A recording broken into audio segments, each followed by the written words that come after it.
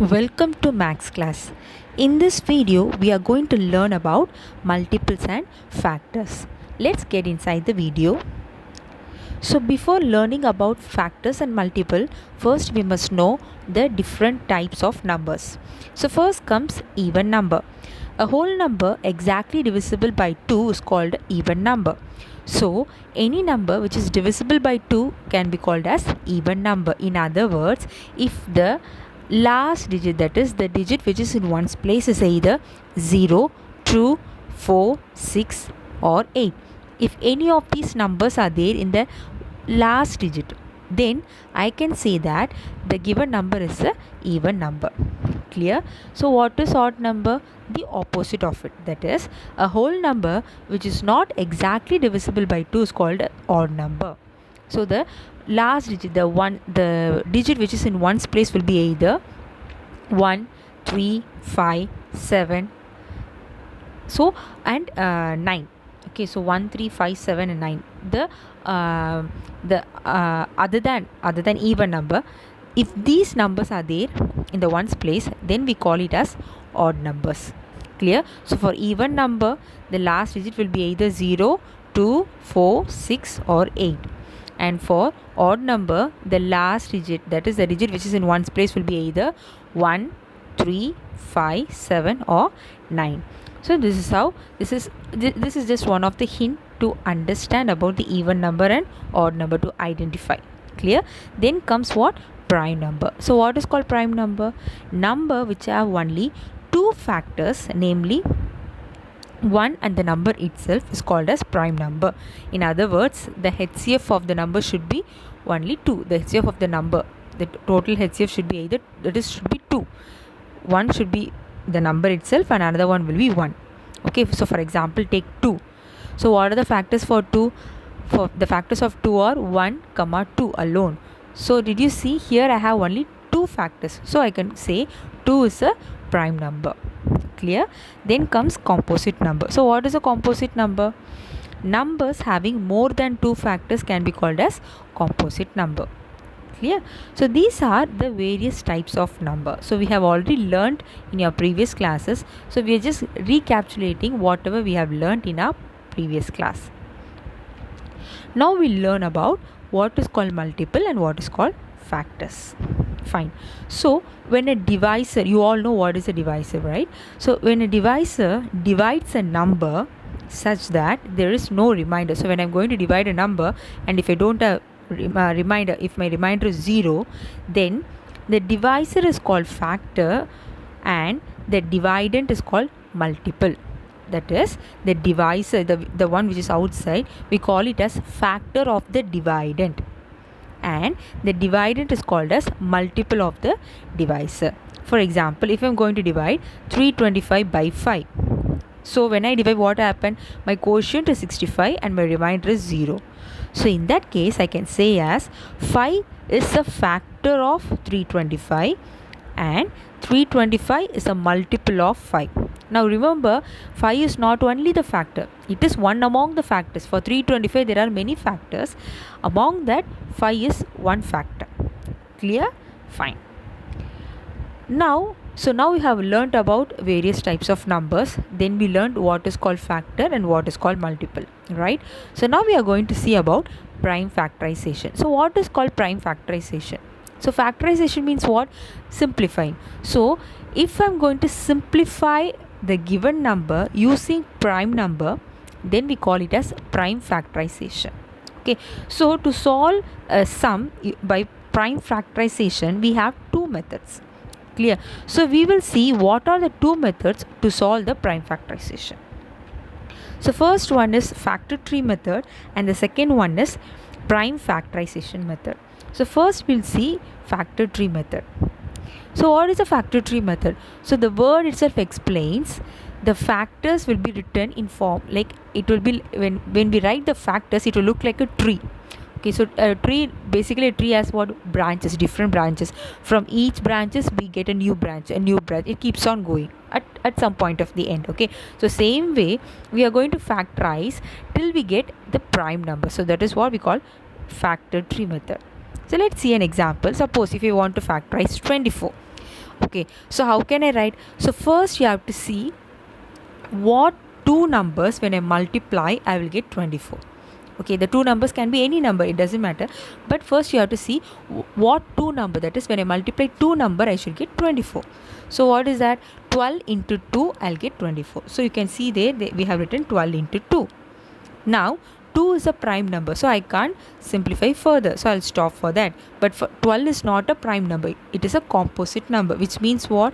I can simplify further. So again I have to find out the multiple. What two number when I multiply I'll get 12. So if you see, it is 3 into 4. Right? Now 3 is again what? Prime number. So I'll stop with that. For 4 it is a composite number. So I'll go for the next step. Now 4, how can I write? 2 into 2. So did you see? Now 2 and 2 are prime numbers. So you can see very clearly all the numbers which are circled are prime numbers. So that is the end. I can't simplify further. So this is my answer for 24. So did you see? So what is the answer? It is 2 into 3 into 2 into 2. Clear? We can, it's not that only this is the only possible method for factorizing 24. We have another method also. The same tree method, we have another method. So how can I write 24 again? I can write 6 4s are. Right? Now 6 and 4 both are composite number. So I'll simplify further. 4, how can I write? 2 into 2. And 6, how can I write? 2 into 3. Now if you see, all the numbers which are at the end are prime numbers, which means what? I have to stop over there. I can't simplify further. So I can say that the answer, the prime factorization answer for 24 is 2 into 3 into 2 into 2. So did you see? Either way, in like even if I take as 12 into 2 or 6 into 4, still my answers remain same. Okay, so what is prime factorization using tree method? I have to simplify till I get prime numbers. Till I receive prime numbers, I will keep on simplifying. It's like tree. It keep on growing the branches till it reaches to a particular end.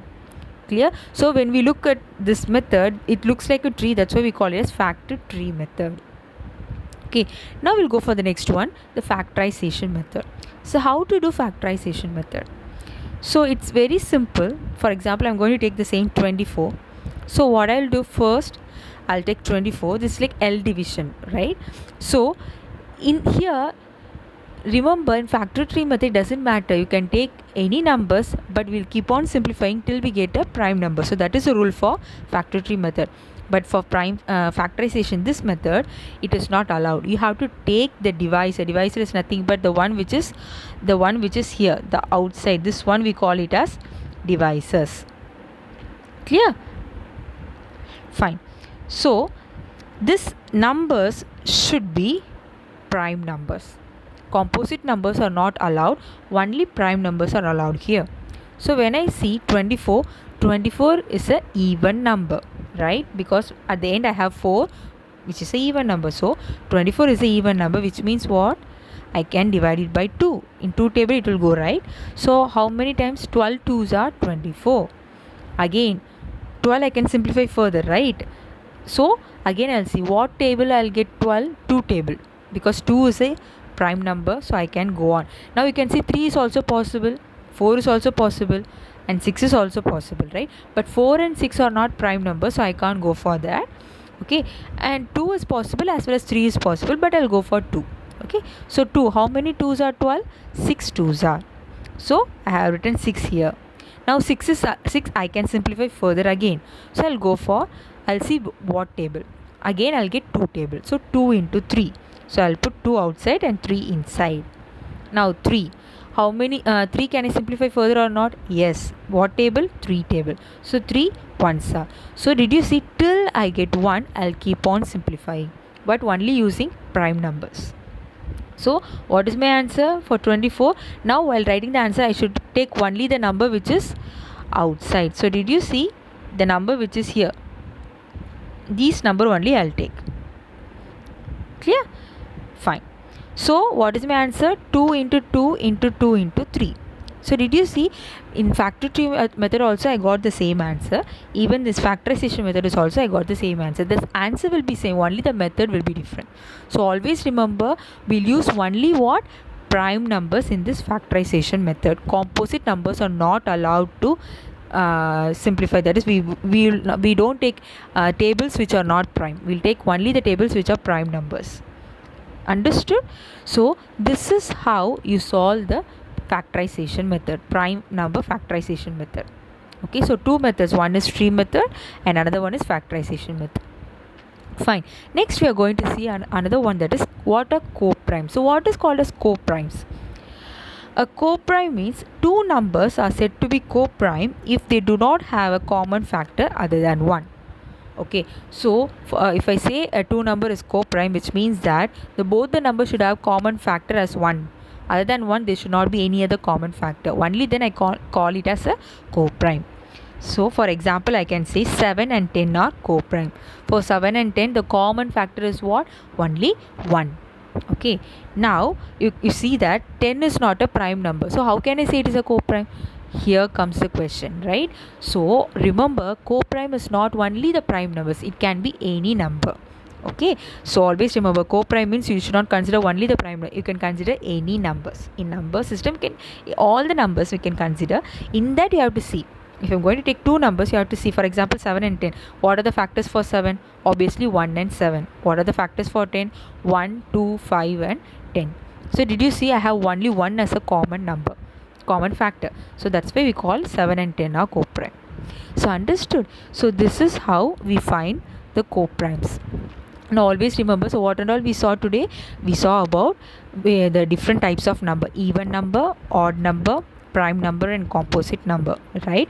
Then we saw about factors and multiple. Always remember, factors or the answer. For example, if I'm going to give a number, suppose if I'm asking you to find factor for 6, which means that what are the factors? The numbers which is divisible, which I can divide. Okay, when I divide, I can divide 6 and my remainder is 0. That number, that divisor is called as a factor. Okay, so I can say 1, 2, 3 and 6.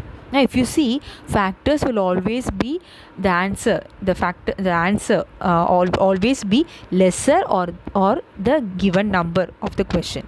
That is, if suppose for example take 6. Okay, so what are the factors for 6? 1 is smaller than 6, right? Then 2 is also factor of 6, right? Now 2 is also smaller than 6. Then 3 is also smaller than 6. Then I have 6 is obviously the same number.